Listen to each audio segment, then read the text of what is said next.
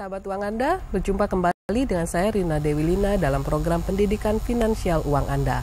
Persembahan Citi Peka dan Citi Foundation bagi masyarakat Indonesia. Sahabat uang Anda, persaingan industri asuransi saat ini sangat ketat. Begitu banyak perusahaan asuransi dengan harapan pasar yang luas seiring dengan besarnya jumlah penduduk Indonesia. Walau demikian, peserta asuransi baru mencapai 2% saja.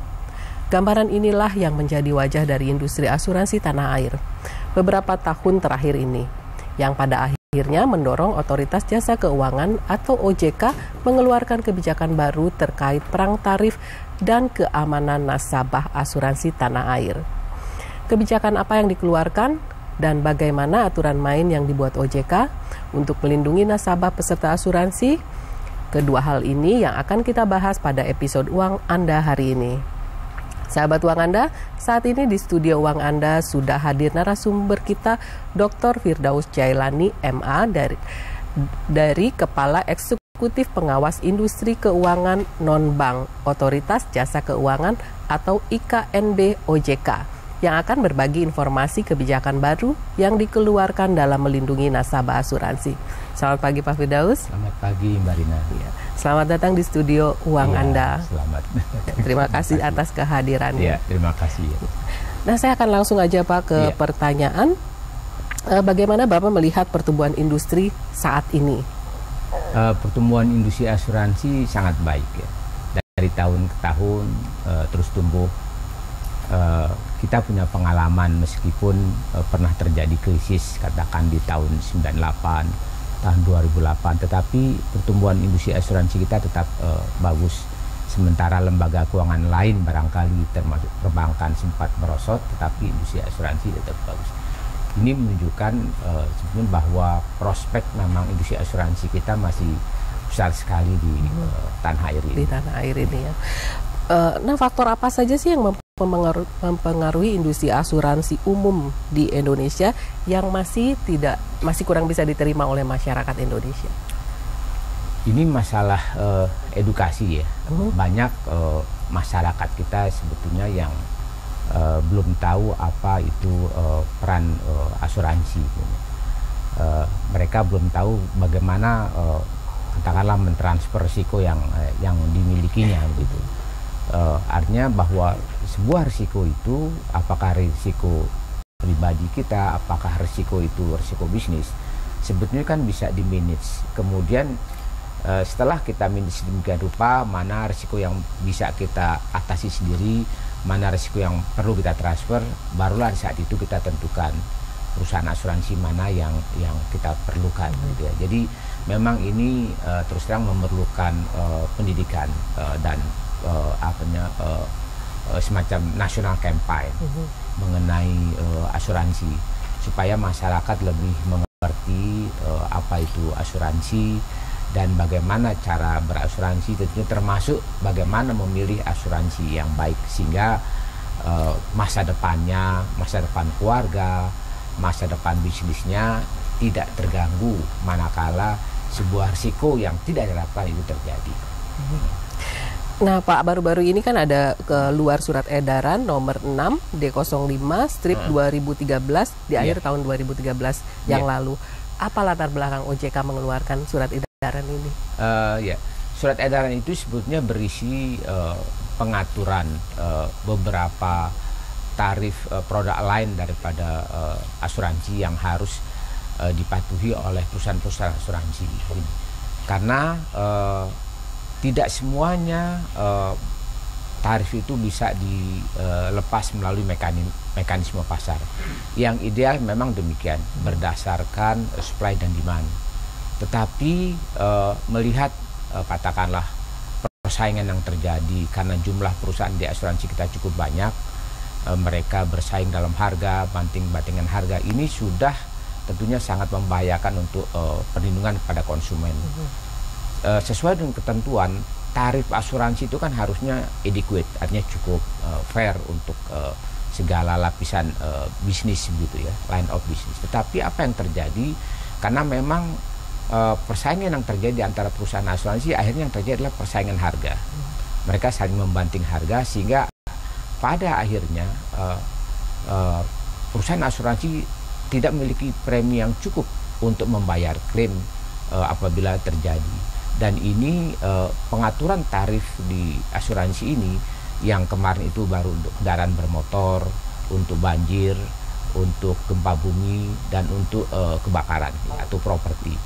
Itu sebetulnya bukan hanya negara kita, negara-negara yang industri asuransinya sudah lebih, katakanlah lebih sophisticated, misalnya seperti Jepang, Korea Selatan, Taiwan, kemudian juga Malaysia, Singapura, dan banyak negara itu juga memang mengatur. Jadi pemerintah perlu mengatur ya, manakala pasar itu dirasakan belum efisien gitu ya. Jadi tentunya kalau pasar yang sudah efisien, tidak perlu adanya intervensi pengaturan harga semacam ini. Jadi memang ini diatur untuk kebaikan antara nasabah dengan perusahaan asuransi itu sendiri. Ya, supaya terjadi katakanlah hubungan yang seimbang ya, hubungan yang fair antara konsumen dengan produsennya.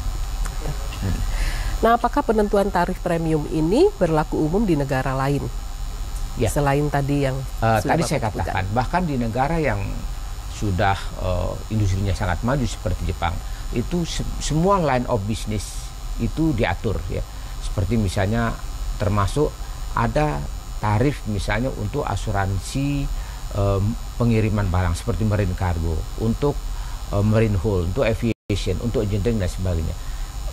Di kita ini, negara Indonesia saat ini OJK baru menetapkan 4 tarif yang harus standar yang harus dipatuhi. Yang saya bilang untuk kebakaran, untuk kendaraan bermotor, untuk banjir, dan untuk earthquake atau gempa bumi. Baru 4 itu ya. Nah, baiklah Pak Firdaus, pada segmen berikutnya kita akan mempersilahkan sahabat uang Anda untuk ikut berdiskusi di pagi ini. Ya, silakan.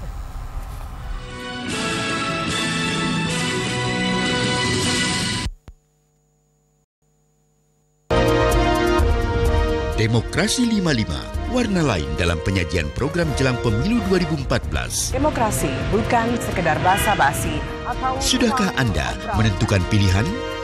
Ayo, manfaatkan peluang menuju Indonesia lebih baik. Demokrasi 55, setiap Kamis pukul 18.30 di sini di TVRI, saluran pemersatu bangsa. Selamat pagi saudara, senang sekali kami dapat kembali menjumpai Anda dalam Realita Politik memberi gambaran tiap partai peserta dan penyelenggara pemilu 2014. Realita Politik juga menghadirkan para narasumber terkait. Partai itu adalah salah satu pilar demokrasi. Ini situasinya sangat Saksikan mengkhawatirkan. Realita Politik Senin hingga Jumat pukul 8.30 di sini di TVRI, saluran pemersatu bangsa.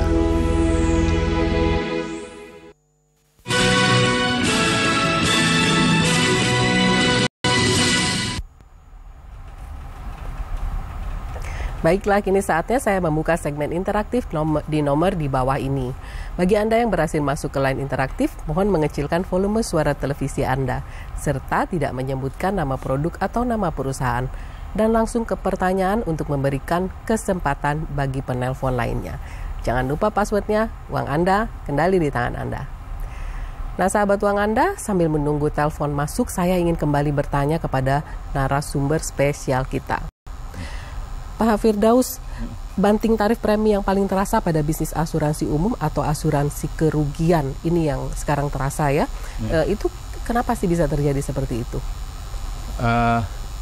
Yang paling terjadi banting-bantingan harga ini sebenarnya di asuransi properti atau kebakaran, gitu ya. Karena memang sudah tidak berfungsinya lagi katakanlah risk assessment yang harus dilakukan oleh perusahaan asuransi. Itu juga termasuk yang kita benahi. Kami benahi bahwa semua perusahaan asuransi harus mempunyai proses underwriting yang bagus, mempunyai underwriter yang bagus, gitu ya. Kalau di kendaraan bermotor ada persaingan, karena itu sekarang kita benahi bahwa pengaturan harga itu bukan hanya minimum tapi juga maksimum. Karena kalau melampaui maksimum itu bisa merugikan konsumen. Tetapi kalau minimum, kekhawatiran kita justru perusahaan asuransi yang kelak tidak bisa bayar klaim kepada kepada nasabah. Kita angkat teleponnya dulu ya, Pak. Silakan.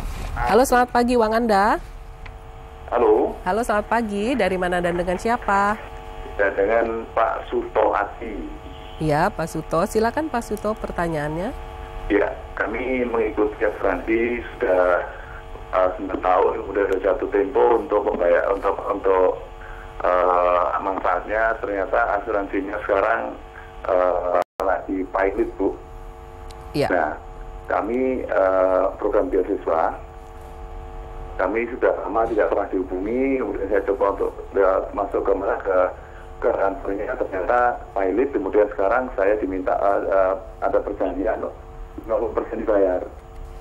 Oke. Jadi akan dibayarkan sebagiannya gitu ya, Pak ya? Ya.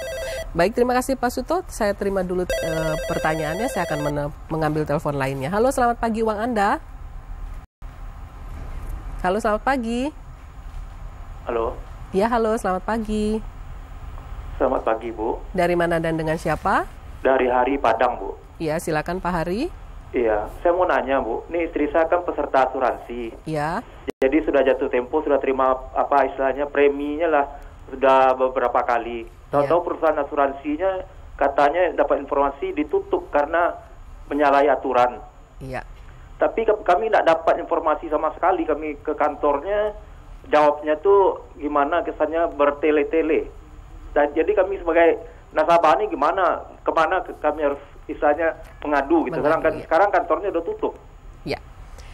Baik Pak Hari, terima kasih atas pertanyaannya. Nah, dua-duanya pertanyaannya sama nih Pak. Iya. Problem di perusahaan asuransi. Jadi begini, ketika OJK mulai beroperasi, kami memperoleh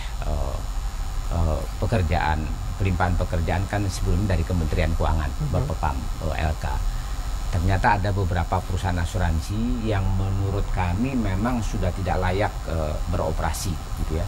Artinya dari sisi pelanggaran aturan, artinya dari sisi kekuatan keuangan antara aset dengan kewajiban sudah tidak berimbang.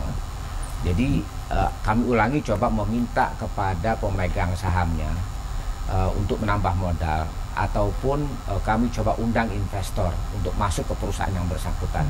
Setelah dilakukan diligence, tidak ada perusahaan calon investor yang bersedia, ya. Pemiliknya pun sudah tidak sanggup, sehingga untuk lebih melindungi kepada pemegang polis tentunya perusahaan ini harus kami tutup gitu, ya. Nah, kekurangannya memang pemerintah ini belum memiliki program penjaminan pemegang polis asuransi. Kalau di perbankan pemerintah telah punya, yaitu lembaga penjamin simpanan, sehingga tersikat ketika sebuah bank tutup, nasabahnya insya Allah dapat dibayar ya oleh lembaga penjamin simpanan dalam batas-batas tertentu. Nah, pemerintah sedang menyiapkan program ini saat ini di dalam pembahasan rancangan undang-undang asuransi, sedang disiapkan program penjaminan untuk pemegang polis. Nah, terhadap perusahaan asuransi yang kemarin OJK terpaksa cabut, saat ini memang sedang dalam proses likuidasi oleh pemiliknya. Kami juga sedang terus memantau, seandainya pemiliknya ini tidak melakukan likuidasi, maka pemerintah akan mendorong untuk dilakukan likuidasi oleh pengadilan, maupun entah melalui proses likuidasi atau proses kepailitan, sehingga nantinya hasil penjualan aset-aset dari perusahaan asuransi itu bisa dibayarkan kepada pemegang polis, nasabah. Tapi memang mohon maaf ini artinya terhadap perusahaan asuransi yang kemarin dicabut, terpaksa dicabut, karena kemudian juga pemerintah belum memiliki program penjaminan pemegang polis, mungkin saja hasil penjualan ini tidak bisa membayar seluruh akadnya yang harus dibayar kepada pemegang polis. Mungkin dapatnya separuh atau 70%, itu yang sedang kita usahakan. Oh iya, baik. Kita angkat teleponnya lagi. Halo, selamat pagi Uang Anda. Selamat pagi. Uang Anda kembali kepada Anda. Iya, selamat pagi. Dari mana dan dengan siapa? Dengan Bapak Harun di Jogja. Ya, silakan Pak Harun, pertanyaannya. Iya. Selamat pagi, Pak. Pagi. Bu, pertanyaannya saya mendapat tawaran untuk asuransi beasiswa, tapi kok besar sekali janji-janjinya itu sebetulnya bagaimana sih? Kalau kebetulan saya sudah di di salah satu asuransi berjalan dengan baik. Tapi ini ditawari lagi dengan janji yang begitu besar. Sebetulnya aturannya bagaimana sih Bu? Gitu. Ya. Ini hanya itu. Terima kasih. Terima kasih Pak Harun atas pertanyaannya. Nah silakan Pak dijawab. Iya, sebetulnya begini. Sekarang ini memang perusahaan asuransi itu berfungsi bukan hanya sebagai pengelola risiko, tapi juga sebagai lembaga pengelola dana masyarakat. Jadi yang ditawarkan kepada Bapak Harun dari Jogja ini adalah tadi asuransi beasiswa, katakanlah. Itu artinya ada unsur tabungannya di sana, ya, gabungan antara risiko dengan tabungan dengan saving. Nah, tentunya terhadap penawaran-penawaran yang terlalu berlebihan, misalnya ditawarkan kalau beli asuransi beasiswa dapat katakan nanti dari premi yang ditempatkan dapat bunga yang begitu tinggi, ini patut dicurigakan gitu ya. Kita harus curiga terhadap penawaran yang besar. Kalau misalnya Bapak mau bertanya secara teknis ya, Bapak bisa katakanlah bertanya kepada Otoritas Jasa Keuangan. Kita sejak setahun yang lalu sudah membuka call center dari OJK, yaitu di 021 500 655 ya. Saya ulangi 021 500 655. Jadi di sini masyarakat bisa bertanya kalau ada penawaran-penawaran produk asuransi yang terlalu berlebihan, tentunya patut kita pertanyakan. Sebetulnya harusnya ya kalau dia menawarkan bunga yang wajar ya, wajar katakanlah ukurannya seperti apa. Mungkin ya kalaupun di atas perbankan tidak terlalu jauh lah seperti yang ditawarkan perbankan selama ini. Kita angkat lagi teleponnya ya Pak. Halo, selamat pagi Uang Anda. Ya, selamat pagi. Selamat pagi, dari mana dan dengan siapa? Dengan Fidelis dari di NTT. Iya, silakan pertanyaannya. Nah, begini, saya punya pengalaman yang ini ya, untuk asuransi yang sudah nonaktif ya.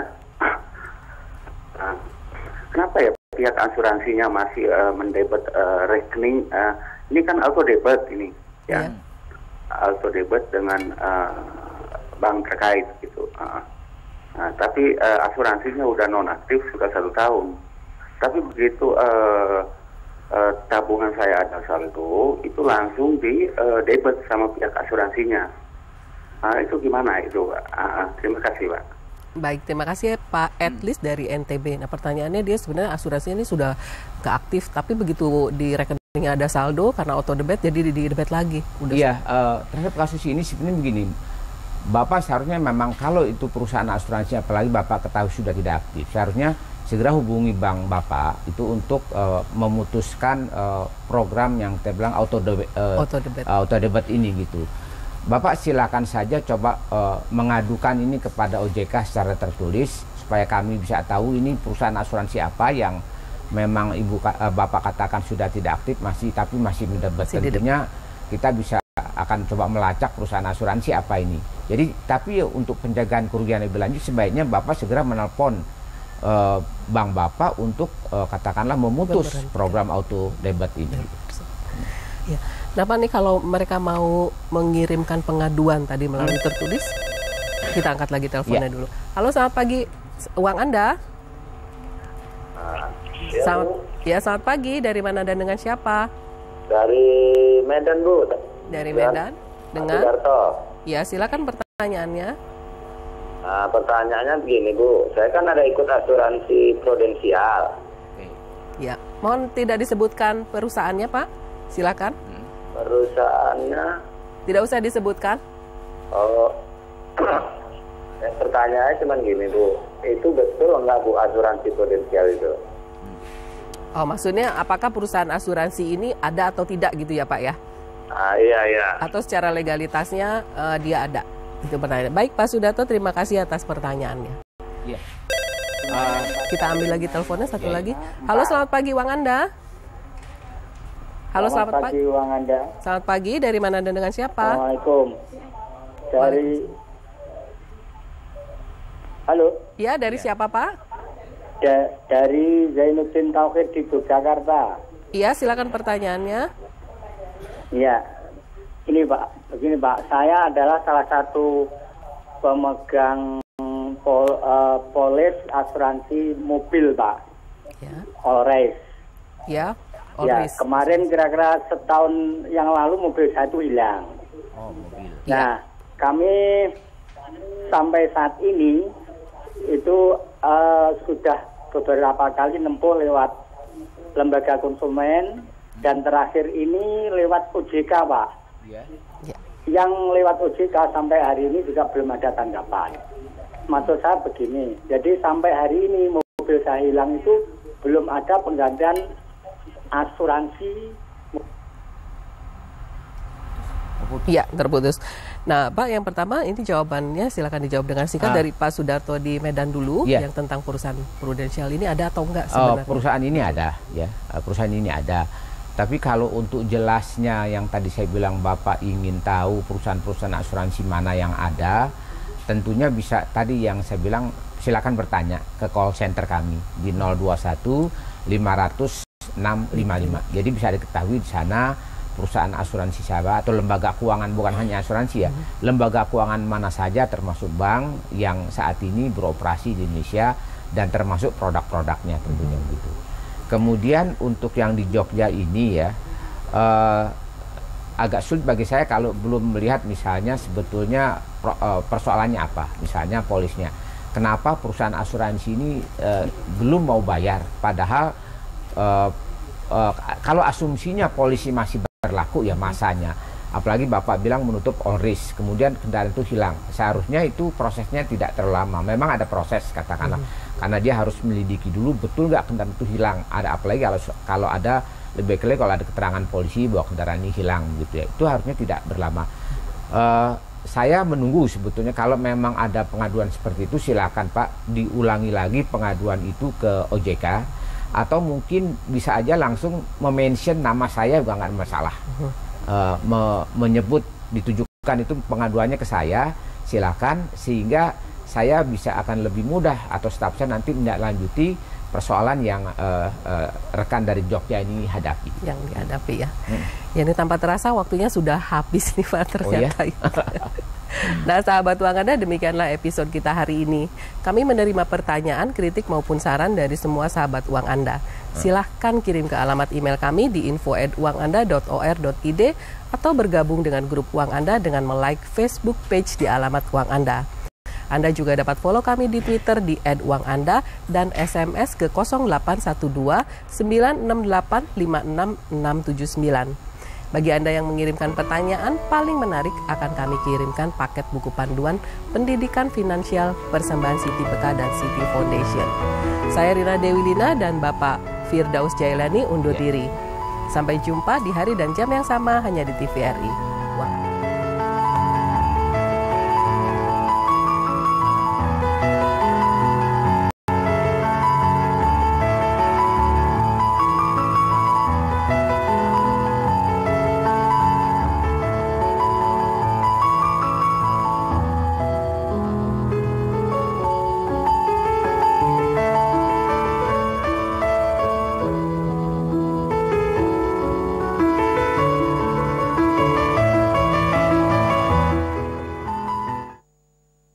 Acara ini dipersembahkan oleh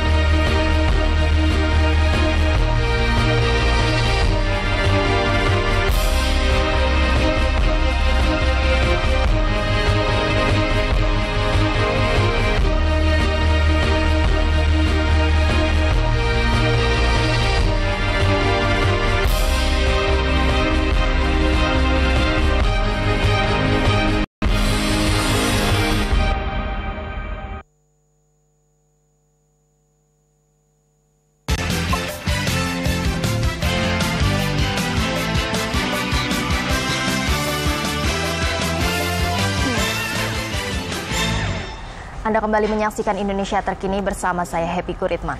Ratusan warga desa di Kabupaten Magetan, Jawa Timur terpaksa mengkonsumsi air keruh, kotor, dan berlumut akibat pasokan air PDAM mati sejak 3 bulan terakhir. Ironisnya, untuk mendapatkan air, warga harus berjalan kaki sejauh 2 km melewati hutan dan lereng gunung meskipun